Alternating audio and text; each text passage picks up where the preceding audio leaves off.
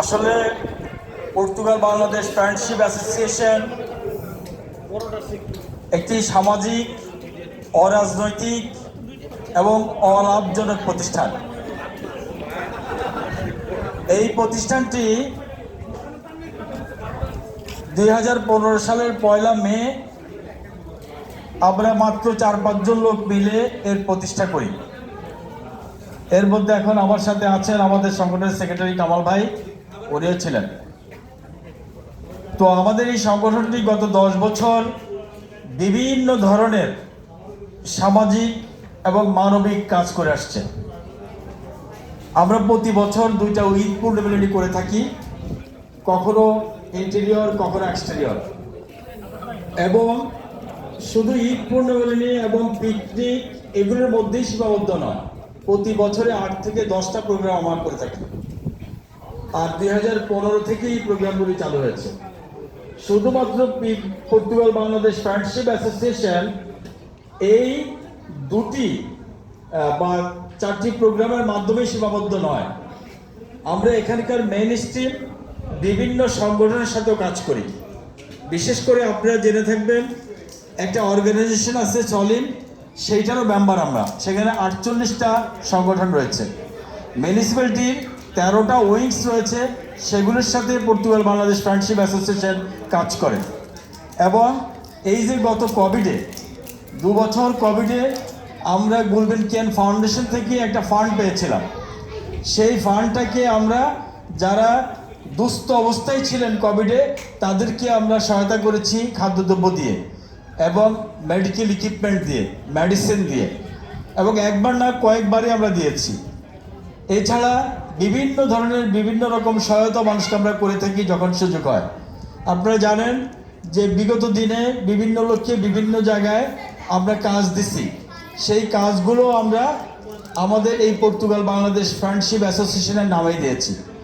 এবং কোনো লোক কখনো বলতে পারে নাই যে এই সংগঠন কারো থেকে কখনো 2-1 টাকা বা ইউরো কারো থেকে নিয়েছে তাদেরকে সাহায্য করে বা তাদের কাজ দিয়ে বা তাদের সহায়তা করে।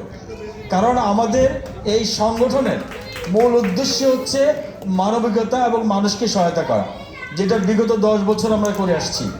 আগামীতেও ইনশাল্লাহ আমরা সেগুলো করে যাব এবং কন্টিনিউয়াসলি এখনও এই সংগঠনের আন্ডারেই কিছু লোক এখনও জুনতা ফিকরি দিয়ে কাজ করে। আপনারা জানেন আমরা এই গত বছরে 15 জন লোককে জুনতা ফিকরিতে কাজ দিয়েছিলাম, সেখানে কমপ্লিট ফ্রি অফ কস্ট। কারণ হচ্ছে তাদের কাছ থেকে আমরা কোনো বিনিময় নেই নাই। আমরা চাইছি যে এই সংগঠন একটি সেতুবন্ধন পর্তুগাল এবং বাংলাদেশিদের সাথে, যে সেতুবন্ধনের মাধ্যমে আমরা আমাদের দেশকে, আমাদের কৃষ্টিকে, আমাদের কালচারকে প্রমোট এবং ব্র্যান্ডিং করতে পারবো। যে আমরা ইতিমধ্যে আমাদের এই সংগঠনের মাধ্যমে দেশকে অনেক কিছুই ব্র্যান্ডিং করেছি। শুধু আজকে একটা কথা বলতে চাই, এইখানে আমাদের বাংলাদেশ এম্বাসিও চেয়েছিলেন বাংলাদেশ পর্তুগাল ফ্রেন্ডশিপ অ্যাসোসিয়েশন করার জন্য, কিন্তু তারা গিয়ে দেখলেন যেটা অনেক আগেই রেজিস্টার্ড হয়ে গেছে, যার কারণে তারা সেটা করতে পারে নাই। তারা Bangladesh Portugal parliamentary friendship association করেছে। অতএব পার্লামেন্টারিটা যোগ করতে হয়েছে এখানে, দ্যাট মিনস পাবলিক না। তো এই কারণে আজকে আপনাদের উপস্থিতি, এখানে আরও লোক ছিল, তাদের উপস্থিতি আমাদেরকে মুগ্ধ করেছে। আমরা আশা করব আপনারা আগামীতেও আমাদের এই সংগঠনের সাথে সম্পৃক্ত থাকবেন। আর বেশিরভাগই আমাদের সদস্য, এখানে সদস্য আমাদের অনেকেই আমাদের ডাইরেক্ট মেম্বার, অনেকের আমাদের মৌখিক মেম্বার। আমাদের একটা লিঙ্ক আছে আমাদের পেজের দেয়ালে লেখা আছে ওয়ালে, সেই লিঙ্কটা যদি আপনি ফিল আপ করেন তাহলে অটোমেটিক আপনি আমাদের মেম্বার হয়ে যাবেন।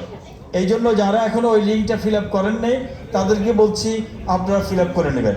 আর আজকের এই ঈদ পূর্ণমিলনী অনুষ্ঠান, এইটা এটি আনন্দ ভাগাভাগি করার জন্য আজকে আমরা এখানে এসেছি। খাওয়া দাওয়া বা অন্য কিছু আমাদের মুখ্য উদ্দেশ্য নয়। আমাদের উদ্দেশ্য হচ্ছে ঈদের পরে যাতে একটি মিলন মেলা হয়, সেই মিলন মেলায় আমরা যাতে সম্মিলিত একটা অংশগ্রহণ করতে পারি, সেই জন্য আমরা এখানে এসেছি।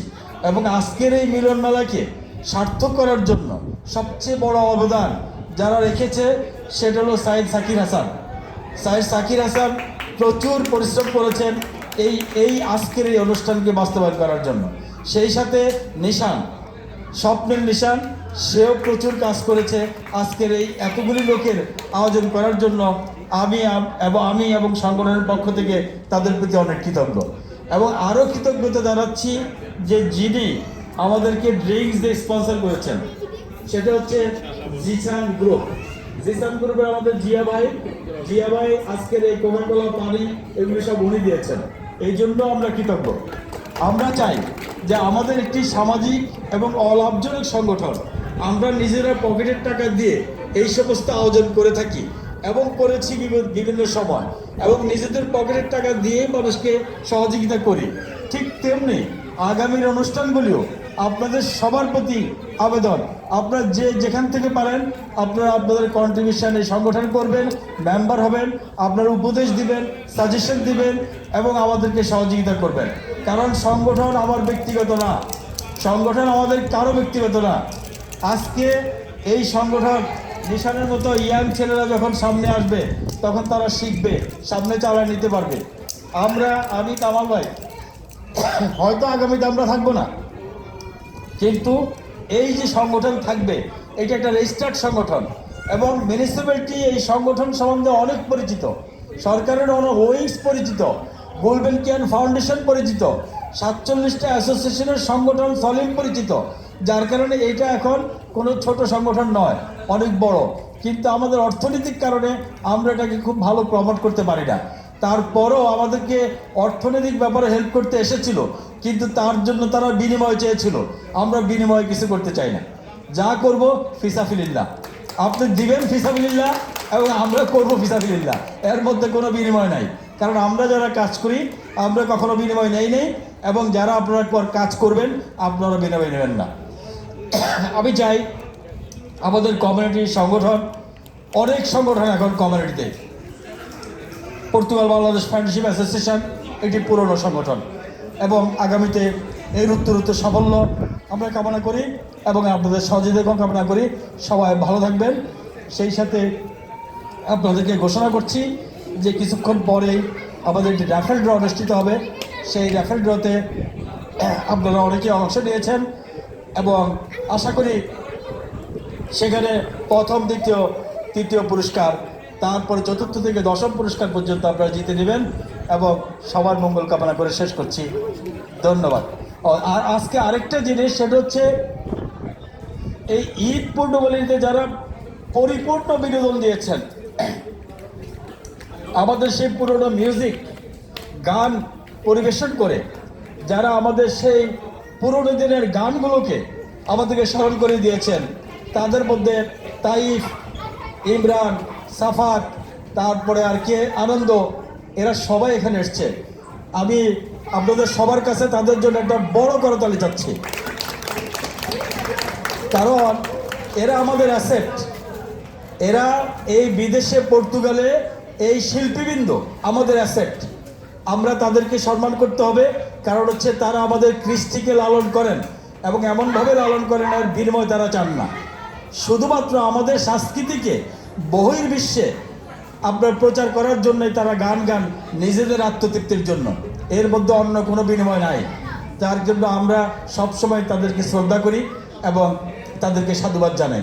সবাই ভালো থাকবেন, অনেক অনেক ধন্যবাদ। আসসালামু আলাইকুম। ধন্যবাদ আমাদের